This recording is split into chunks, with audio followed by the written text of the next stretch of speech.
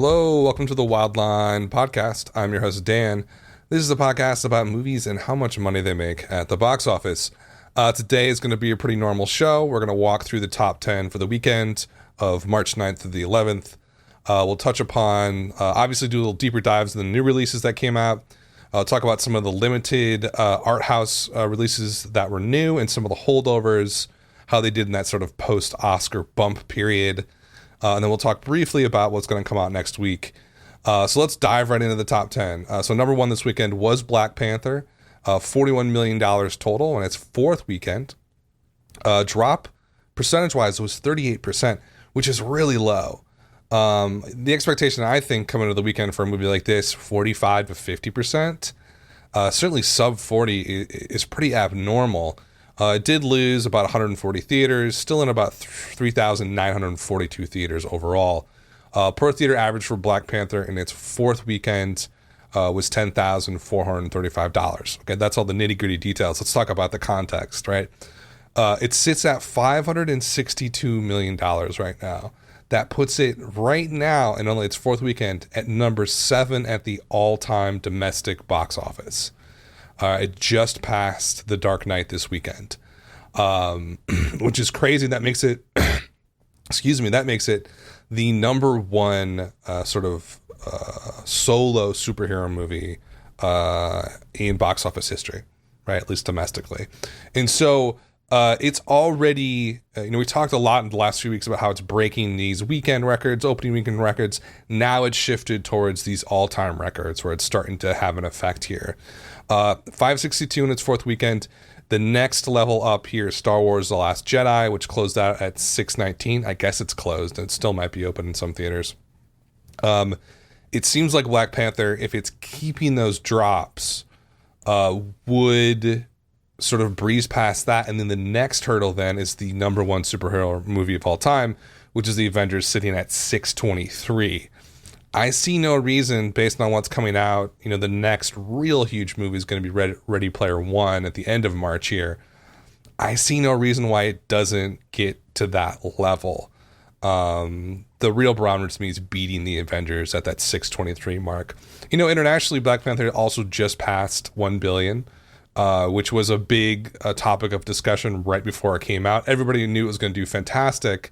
They didn't know it was going to do $200 million its opening weekend. But the bigger question after that was, how is it going to play internationally? And there was a lot of concern that it just wouldn't translate well to international audiences. And that has proven to be false. Just opened up in China. I think it did about $66 million.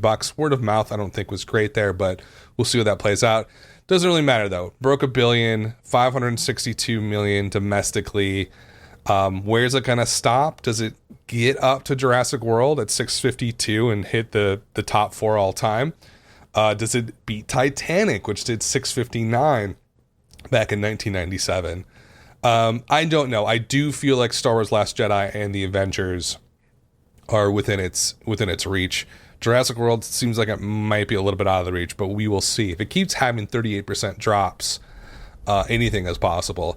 I will say this, though. I was watching the daily numbers come in for the Black Panther over the last week.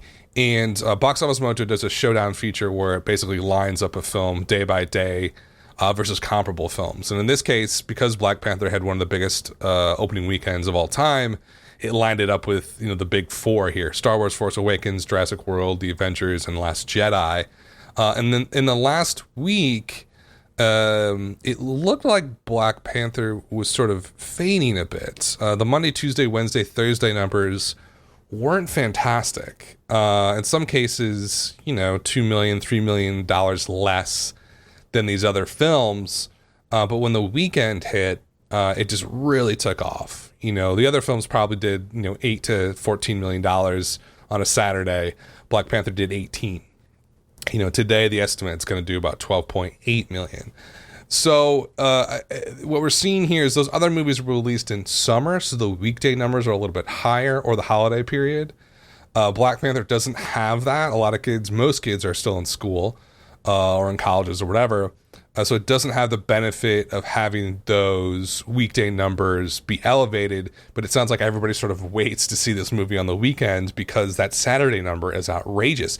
That Saturday number, it's the 23rd day of its release, compared to The Force Awakens, is pretty similar. Force Awakens did 19.2 million, and Black Panther did 18.3 on the Saturday.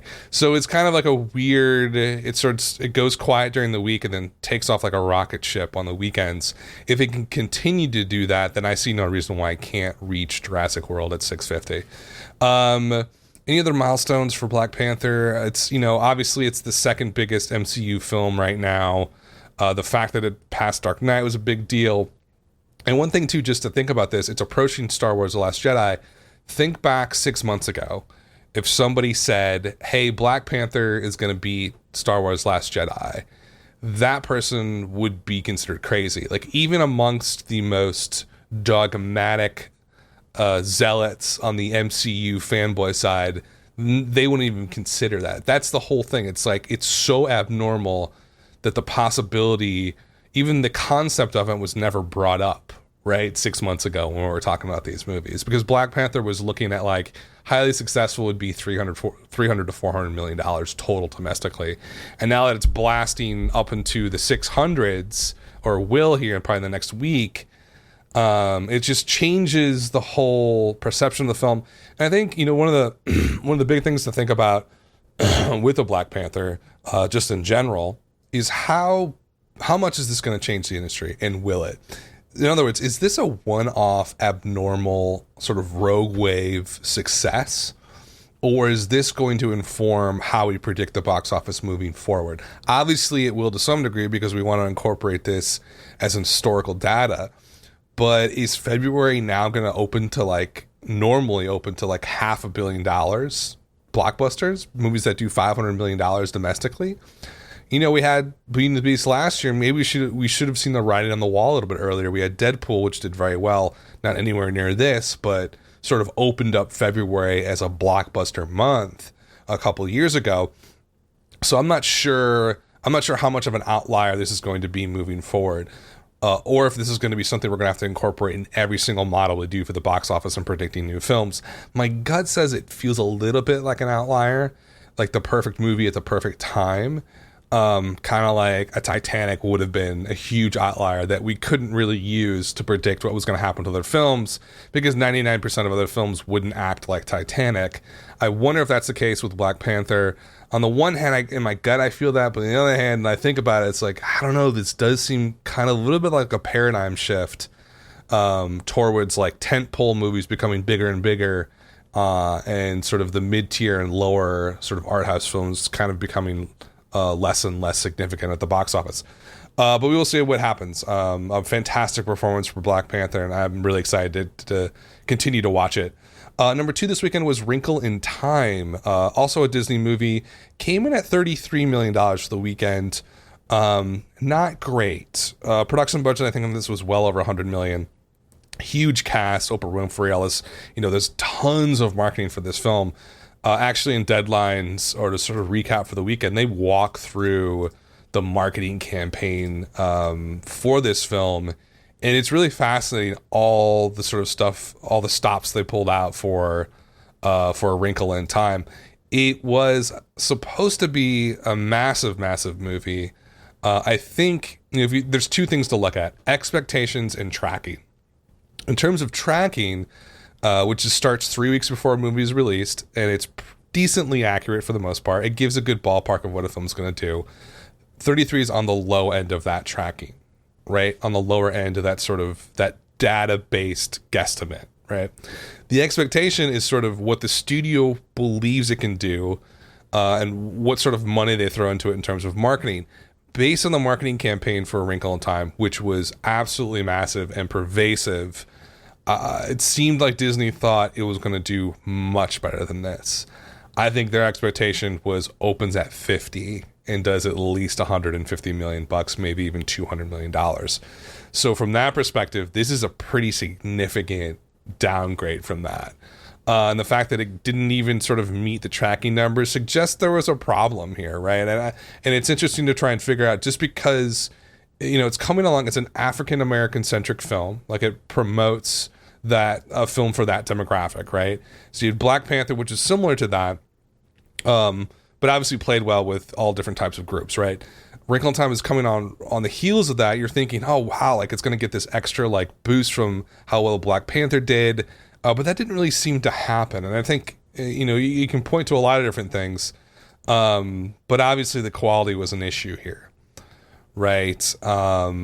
The Rotten Tomato score for A Wrinkle in Time, when the reviews started coming out, it did not look good. But at the end of the day, with 165 reviews counted, it sits at 42% on Rotten Tomatoes. It's surprising for a lot of reasons, just because Disney usually has a really strict quality control department for their movie productions, and this didn't meet it. Didn't work, right? It's not a great film. Audience score, take it with a grain of salt, from Rotten Tomato, 34%, which is awful, just bad. I feel like it's getting brigaded by racists, though. I'm just going to say that. Alt-right sort of neo-Nazi types who love to attack movies with women or people of color in them because they're losers.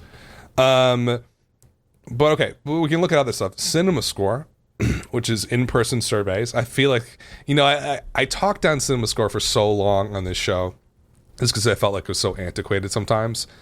But now, after all the brigading and the Russian bots and stuff like that, and people attacking films online through the voting systems, I don't know, Cinema Score feels like it might be a lot more accurate than anything else, just because it is someone talking to somebody else who has seen the movie, right, or after they've seen it.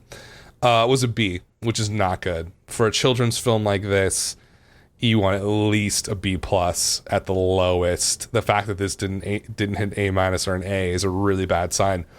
So despite the fact that it had this huge marketing campaign, and Disney was really all in on this, and he had Oprah Winfrey, I can't say her name, huge, obviously one of the biggest celebrities in existence in the United States, was part of this. And she did her full push on this as well. It just wasn't there, right? It just, the quality wasn't there. And I'm beginning to think that the conception of the product, I like to break down how a movie does into sort of 4 different buckets, right? Or trying to figure out why a movie succeeds or fails. You have your product, that film itself, you have the quality of it, and you can look at a lot of different perspectives. What do the critics think? What do the audiences think? We've talked about that a little bit. They weren't super excited about this film when I saw it. Then you have the product conception, which is sort of like, why was this film conceived? Why does this product exist? Did they make a good call in creating this product and releasing it at the time they did? And I think that there's significant weaknesses both on the product quality and the product conception. And then on the other side, the 2 other buckets are marketing quality and marketing quantity, right? So you have product conception, product quality, marketing quality, and marketing quantity. Are they basically marketing this enough to the right people? And I think on the marketing side of things, this is a home run. They did a fantastic rollout for this film. It's been sort of, the marketing campaign's been going for like 9 months of this film, so I don't think you can blame anything on the marketing side of things. I think the product quality itself was not there, and the conception was just ill-conceived. It wasn't, I guess it's a famous book. I don't really know anything about the book, but it just didn't seem like it hooked people in at all.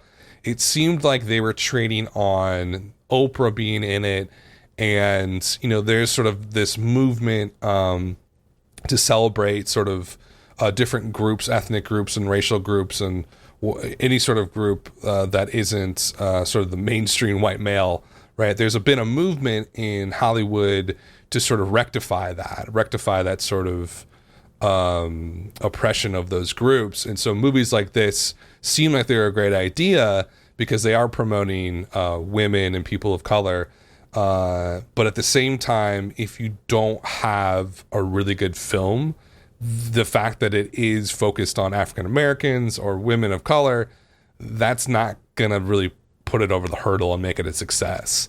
I think that's fortunate. I don't know what Disney was thinking. They needed to get in here and re-edit this film and reshoot it, and they didn't do that for whatever reason, and it turned out being not very good. So too bad for that one. I don't think it's going to do well in the long run either. Deadline makes this kind of crazy statement that like, oh, all these kids are going to be out of school soon because of Easter, and maybe it'll hold on very strong. I don't see that happening. Word of mouth is not good.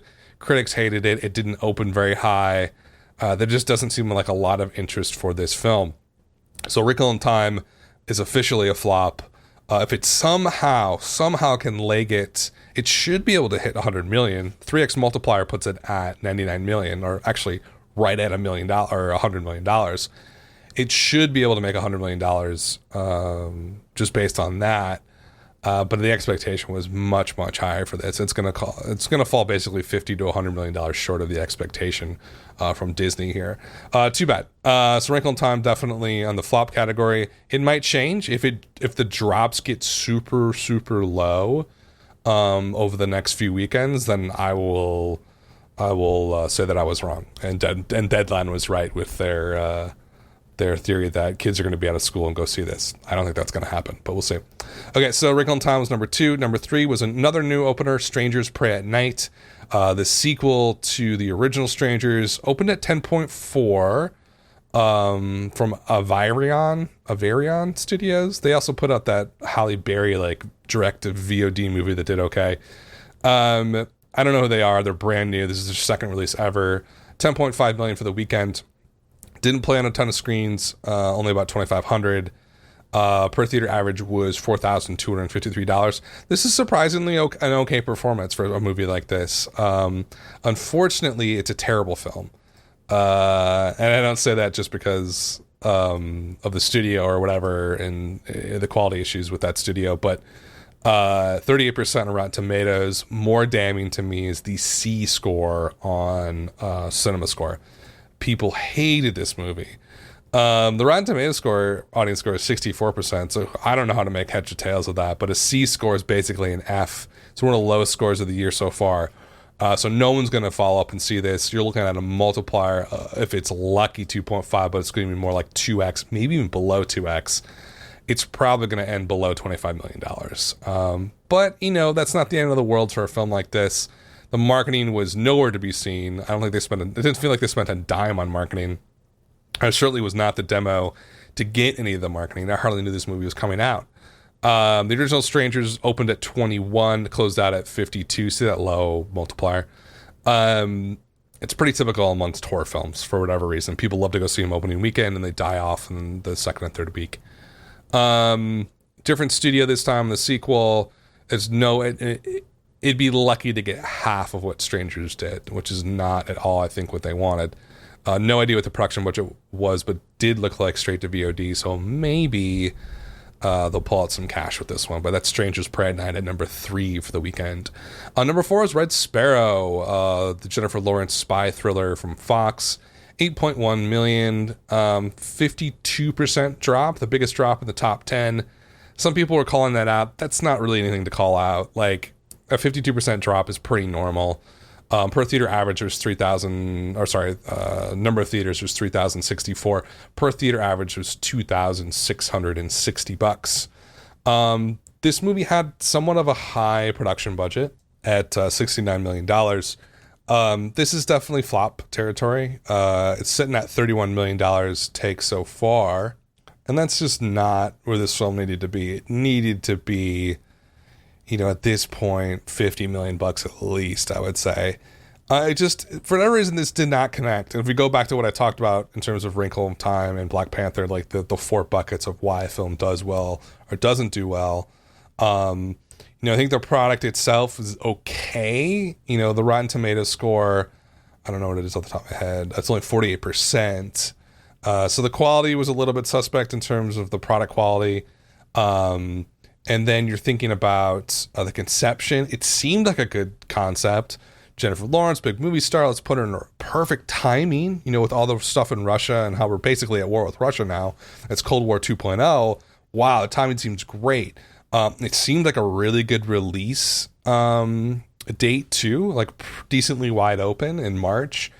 It just did not connect with people.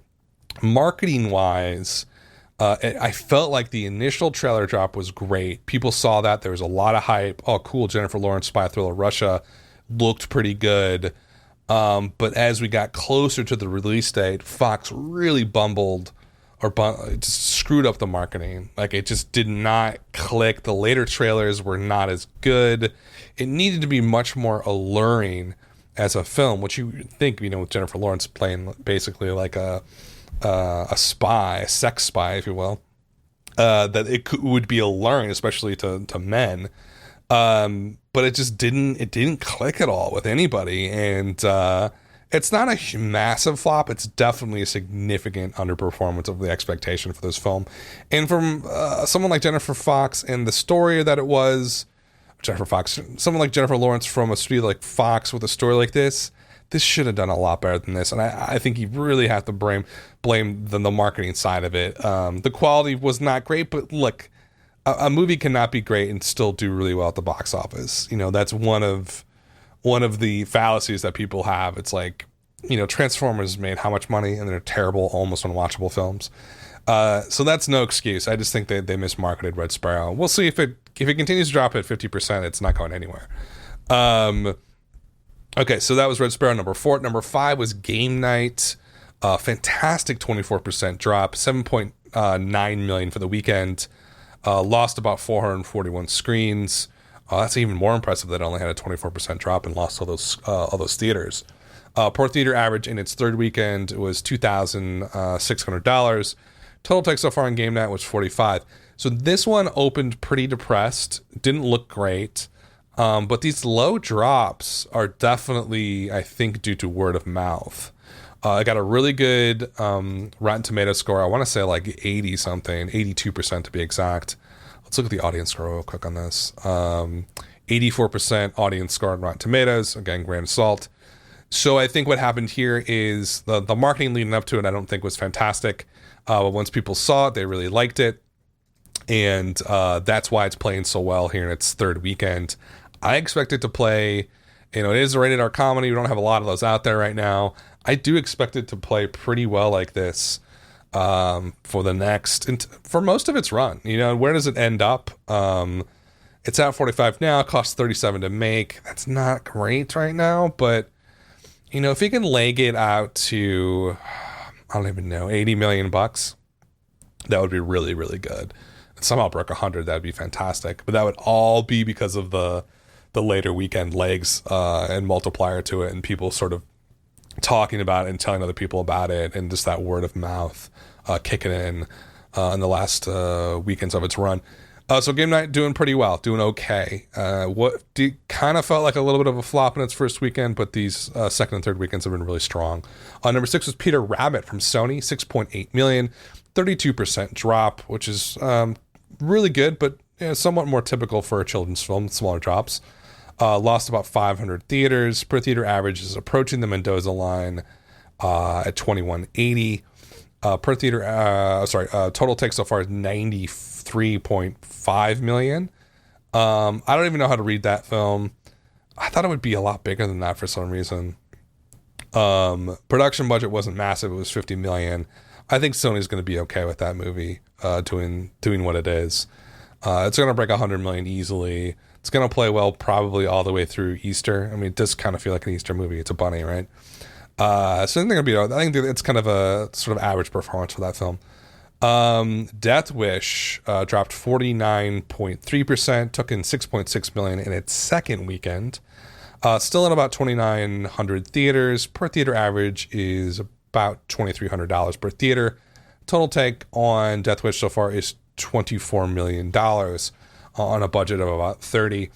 This one, underperformance, no doubt. Maybe not a flop, but you would expect a genre action flick like this.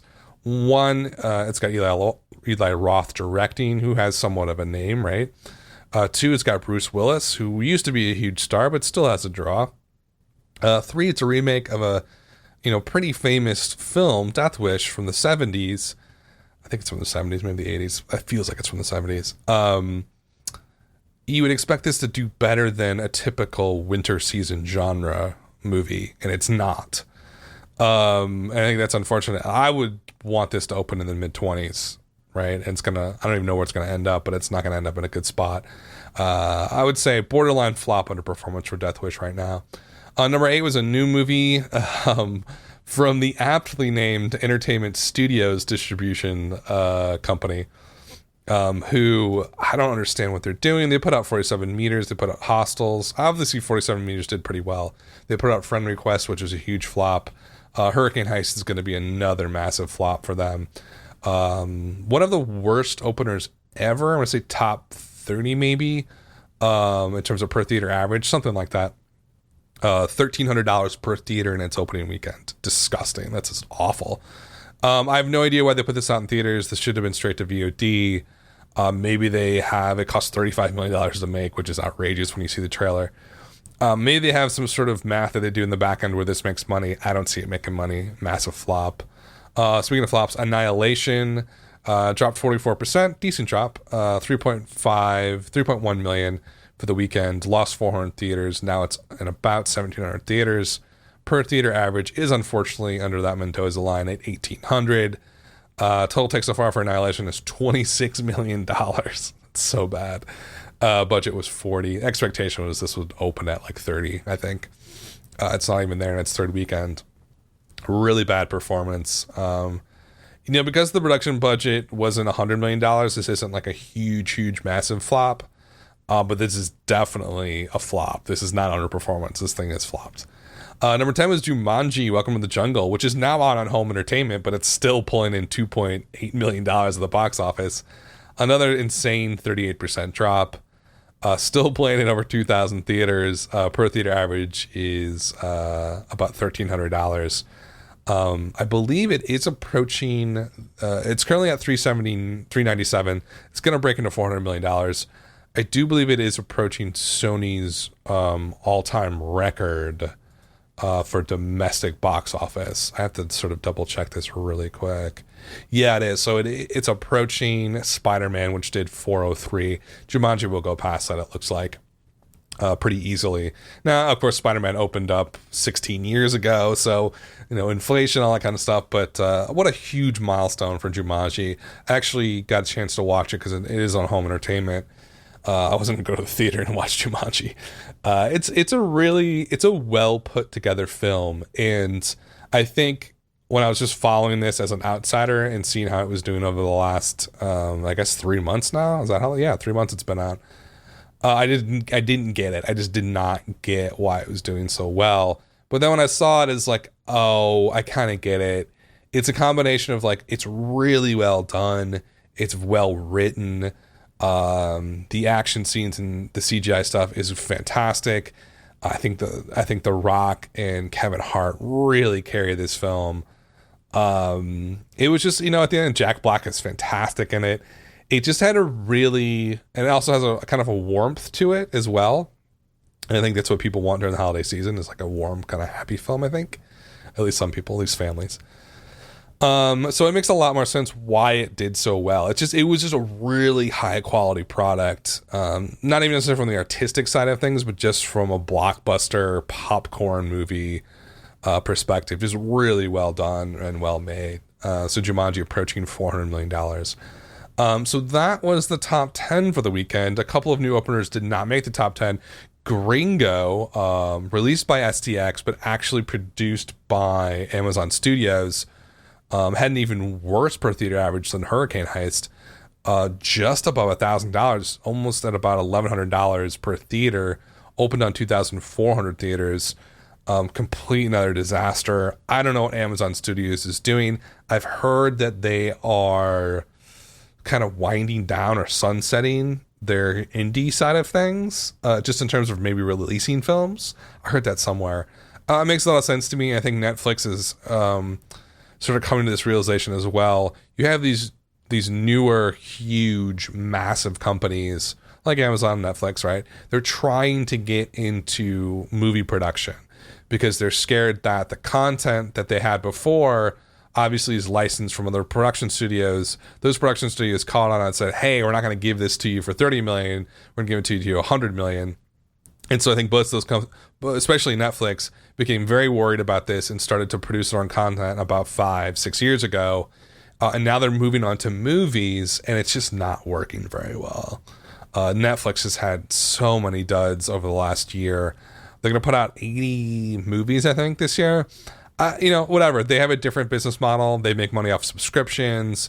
They just need to sort of keep people engaged and happy. Very different than getting someone to go to a movie theater. Completely different business model. And I think Amazon's run into those same problems. They just, producing a movie is hard. It's a lot different than even producing a TV show. And so they haven't really learned yet how to do it well. And Gringo is another example of one of their failures. So we'll see if they can figure it out and start putting on movies. Or maybe they just say, screw it, we're not going to do movie theaters anymore. We're just going to focus on, putting movies in our streaming service, and that's it. I think that's the path that Netflix and Amazon will essentially take. It's like, let's just produce stuff for our service, bypass the whole box office thing. They think it's going to die anyways. They're fools if they think that, but that's what they think. I mean, Reed Hastings said that himself. So Gringo is just another sort of example of they kind of don't know what they're doing yet. Anyway, so that was Gringo. Thoroughbreds from Focus Features. This one played at Sundance. Was it this Sundance? I think it was. And this one was really quick to put out. 1.2 million on the weekend. Per theater average was terrible. Just above $2,200 per theater. Really bad opening for this. Heard very little buzz about it. It's supposed to be very good. I have not checked the Rotten Tomatoes score, but I should. It just didn't. There was no 86% Rotten Tomatoes, so it's a good movie. This is a perfect example of like how not to do this sort of stuff. I forget who's in this movie. I think it's someone famous, right? Olivia Cook. Oh, Anna Taylor-Joy. She's really big. Anton Yelchin, who passed away about a year ago or maybe 2 years ago. This had a lot of buzz from Sundance and the art house sort of scene. You just cannot dump a movie like this into 500 theaters, and without the traditional releasing pattern for a movie like this would be LA, New York, play it, see how it does. If it does okay, keep trying to expand it down the line of major cities, Houston, Chicago, wherever, right? And then Seattle, and then keep moving out from those cultural centers and see how well you can get it to play in smaller cities, all the way down to your suburban and rural movie theaters. They didn't do that with this, and it was a mistake because now it hit with a thud. It ruins the brand of the film when it opens this low.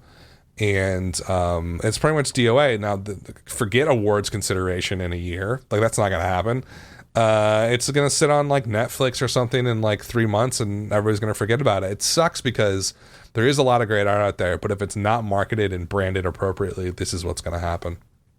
Okay, anyway, so that was Thoroughbreds. Anything else? Death of Stalin was a limited release from IFC. IFC's second best per theater average opening, $45,000 per theater, which is good. Well, that's New York, Los Angeles. I just don't. A couple articles that said, "Oh my God, this is amazing! Death of Stalin did so well." That's a pretty good performance. It's not like Steve Jobs, which did 130K per theater its opening weekend. So I don't know what they're using for their barometer. But Death of Stalin is playing decently well, I would say, in those sort of cosmopolitan markets, we'll call it. Okay, so that's the top 10. That's a couple limited movies. Maybe briefly let's talk about like Shape of Water. Added 700 screens after its Best Picture win, which was really surprising, by the way. I did not expect that to. I thought it's funny. If you listen to the podcast, I called out Shape of Water as the winner like 5 months ago. Then I lost faith in it just because it wasn't doing that well in the movie theater. It seemed to get lost in the Oscar race, and then it kind of like picked up steam in the last few weeks. And I don't know, like whenever voting closed, it was like the perfect time. And I think it canceled out. I think 3 Billboards probably got like first for a lot of people, but also maybe last for a lot of people in its ranked choice voting. So I think Shape of Water was probably 1, 2, 3 for a lot of people. And that's the major reason why it won. But it did okay. 2.4 million for the weekend. What else?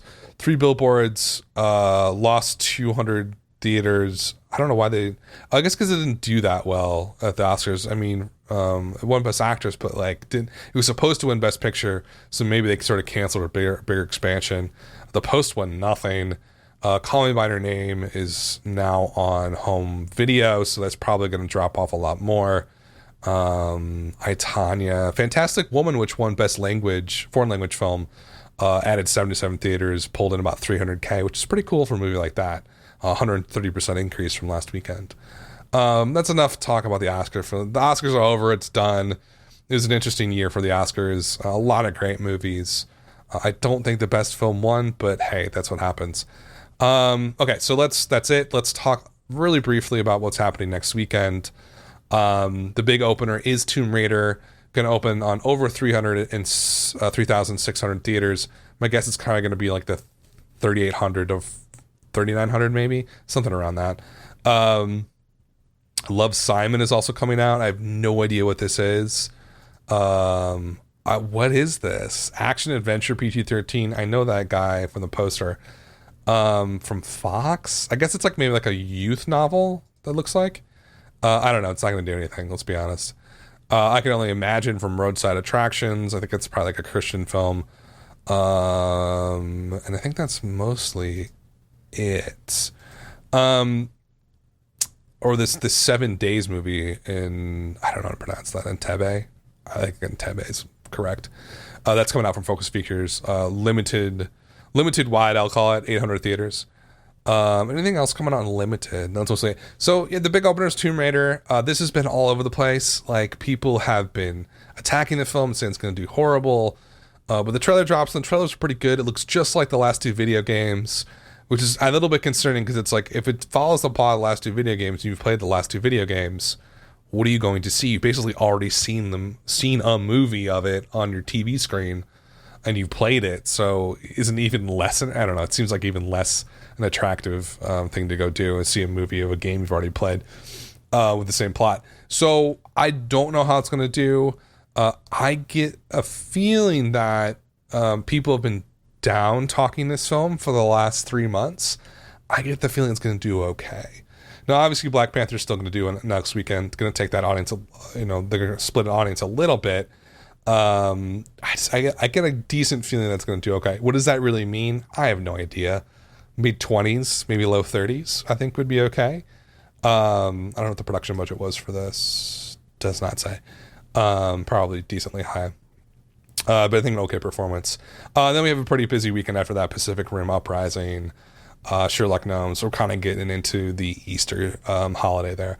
In any event, that is the rundown for the weekend, guys. Thanks for listening. I will be back next weekend. This has been the Wildline Podcast.